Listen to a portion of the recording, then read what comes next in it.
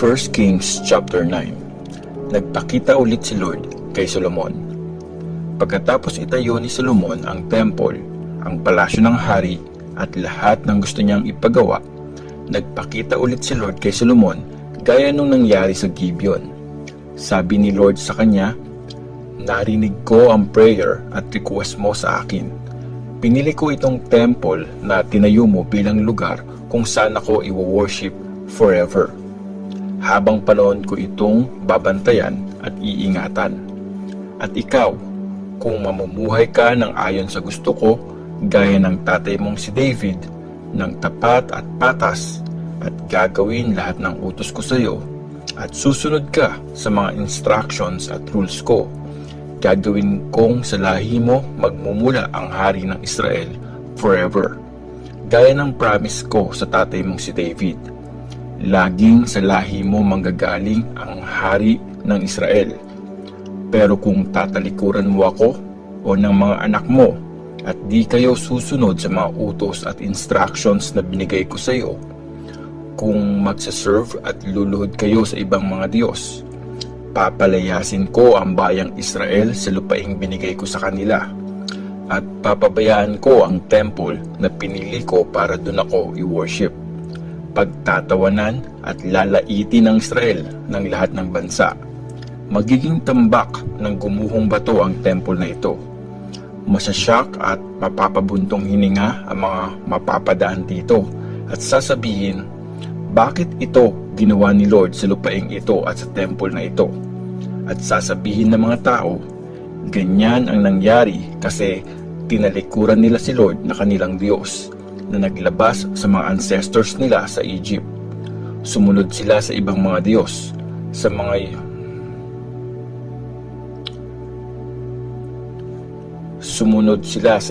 Diyos, sa mga yun sila sumamba at nag-serve. Kaya dinala ni Lord ang disaster na ito sa kanila. Mga city na binigay ni Solomon kay Hiram. Umabot ng 20 years ang pagpapatayo ni Solomon ng temple at ng palasyo niya. Si King Hiram ng Tyre ang nagsupply kay Solomon ng cedar, iba pang punong kahoy at gold na kinakailangan niya. Binigyan naman ni King Solomon si Hiram ng 20 na city sa lupain ng Galilee bilang kapalit. Pero nung dumating si Hiram mula sa Tyre para tingnan ang mga city na binigay ni Solomon sa kanya, hindi niya nagustuhan ang mga yon. Kaya sabi niya, "Brad, ano ba namang mga city itong binigay mo sa akin?" Kaya mula nun, tinawag ang mga city na yon na lupain ng Kabul. Pero nagpadala pa rin si Hiram sa hari ng halos 5 toneladang ginto. Iba pang mga ginawa ni Solomon. Kumuha si King Solomon ng mga tauhan na sapilitang nagtrabaho para ipatayo ang temple ni Lord, ang sarili niyang palasyo, ang milyo at ang pader na kapalibot sa Jerusalem.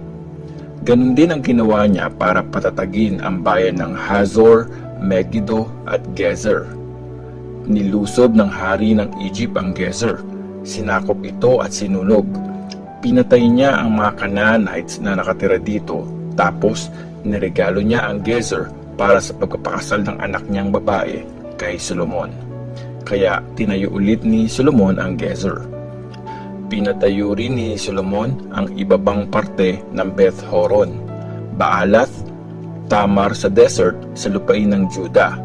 Lahat ng city na taguan ng mga supply, mga city para sa mga chariots niya, at mga city para sa mga sundalo niyang nakakabayo, at lahat ng gusto niyang ipatayo sa Jerusalem, sa Lebanon, at sa lahat ng lupaing sakop niya. May mga taong naiwan sa lupain na hindi kabilang sa bayan ng Israel, mga Amorites, Hittites, Perizzites, Hivites, at Jebusites. Nagmula sila sa mga lahing naiwan sa lupain, mga taong hindi tuluyang winasak ng mga Israelites. Sila ang sapilitang pinagtrabaho ni Solomon hanggang sa araw na ito. Pero wala siyang Israelite na sinali sa sapilitang pagtatrabaho. Instead, sila ang naging mga sundalo niya, mga officials, mga commanders, mga captain, mga in charge sa mga chariots, at mga sundalo niyang na kakabayo. In charge ang 550 na leaders sa mga trabahador na gumawa ng mga pinatayo ni Solomon. Lumipat ang prinsesa ng Egypt mula sa city ni David papunta sa sarili nitong tirahan na pinagawa ni Solomon. Tapos, sa kanya ginawa ang milyo. 3 beses sa isang taon nag-aalay si Solomon ng mga offering na susunugin at mga peace offering sa altar na pinagawa niya para kay Lord. Nagsusunog din siya ng insenso kay Lord. Ganon niya natapos itayo ang temple. Nagpagawa rin si King Solomon ng mga barko sa Ezion-Geber, malapit sa Elath sa may tabing dagat ng Gulf ng Aqaba, sa lupain ng Edom. Nagpadala si Hiram ng mga expert na seaman para samahan ang mga tauhan ni Solomon. Pumunta sila sa Ophir at nag-uwi ng 16 na tonelada ng ginto. Dinala nila ito kay King Solomon. 1 Kings chapter 10. Bumisita ang reyna ng Sheba. Nung nabalitaan ng reyna ng Sheba ang tungkol sa pagiging sikat ni Solomon dahil kay Lord, pinuntahan ng reyna si Solomon para itest gamit ang mahihirap na tanong. Dumating ang reyna sa Jerusalem na may kasamang napakaraming alalay at mga kamel na may dalang mga pabango, napakaraming ginto at mga mamahaling bato. Nung nag-meet sila ni Solomon, tinanong ng reyna lahat ng maisip niyang itanong. Sinagot naman ni Solomon lahat ng tanong. Na-explain niya lahat sa reyna, kahit gaano pa kahirap ang tanong. Nakita ng reyna ng Sheba kung gaano katalino si Solomon. Nakita rin niya ang palasyong tinayo nito, pati na rin ang pagkaing nasa mesa ng hari. Ang ayos kung saan nakaupo ang mga officials nito, at kung gaano kaayos ang mga servants, pati ang pananamit nila. Napansin din niya ang mga nagsaserve ng inumin, at yung mga offering na susunugin na inalay ni Solomon sa temple. At halos di makahinga ang reyna sa pagka-amaze sa lahat ng ito. At sabi niya sa hari, "Totoo pala yung nabalitaan ko sa sarili kong lupain tungkol sa iyo at sa karunungan mo. Pero di ako makapaniwala hanggang sa dumating ako dito at nakita ng sarili kong mga mata. Sa totoo lang, wala pa sa kalahati ang nasabi sa akin. Ang karunungan at yaman mo, mas grabe pa kesa sa nabalitaan ko. Blessed ang mga asawa mo.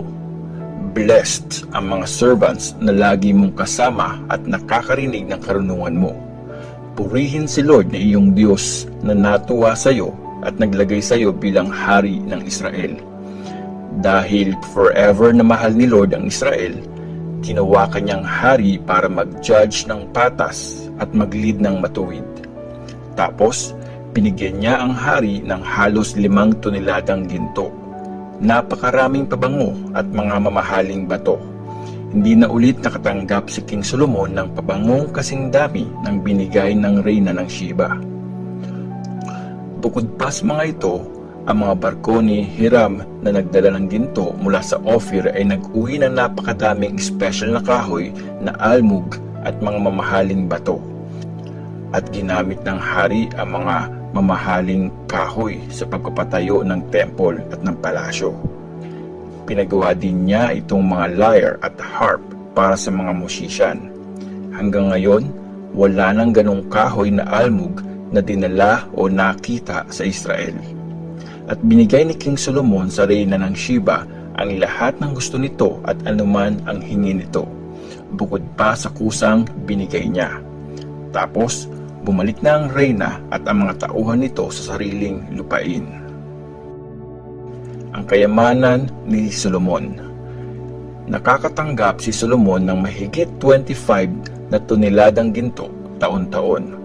Hindi pa kasama doon yung tax na galing sa mga negosyante, yung mga kinita mula sa mga dayuhang nagbebenta, at yung tax na galing sa lahat ng hari ng Arabia at mga governor ng lupain. Nagpagawa si King Solomon ng 200 na malalaking shield na balot ng ginto. Halos 7 kilos na ginto ang ginamit kada isang shield. Nagpagawa rin siya ng 300 na maliliit na shield na balot din ng ginto. Halos 2 kilo naman ang nagamit na ginto sa bawat isa. Pinalagay ng hari ang mga shield sa palasyo ng gubat ng Lebanon. Nagpagawa rin ang hari ng malaking trono. Balot ng ivory ang isang parte nito at ang iba naman ay balot ng purong ginto. May 6 na steps paakyat sa trono. Merong ulo ng toro sa may ulunan nito. Sa magkabilang gilid nito ay may mga patungan ng kamay na may katabing layon. Sa bawat isang step, may layon na nakatayo sa magkabilang dulo. 12 na layon lahat.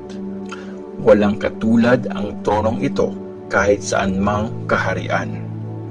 Gawa sa ginto lahat ng iniinuman ni King Solomon, pati na lahat ng gamit sa palasyo ng gubat ng Lebanon. Walang silver na ginamit doon kasi walang halaga ang silver nung time ni Solomon. May malalaking barko sa dagat ang hari. Kasama yon ng mga barko ni Hiram. Kada 3 taon, dumadating ang mga ito na may dalang gold, silver, ivory, mga unggoy at mga peacock. Si King Solomon ang pinakamayaman at pinakamatalino sa lahat ng hari sa buong mundo. Dinadayo ng buong mundo si Solomon para marinig ang karunungang binigay sa kanya ng Diyos. Bawat isang dumayo may dalang regalo, mga bagay na silver at gold, mga damit, myrrh, mga pabango, mga kabayo at mga donkey. Tuloy-tuloy ito kada taon.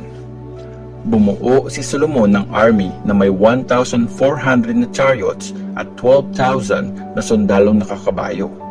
Yung iba, naka-assign sa mga city na para sa mga chariots at ang iba naman ay kasama ng hari sa Jerusalem.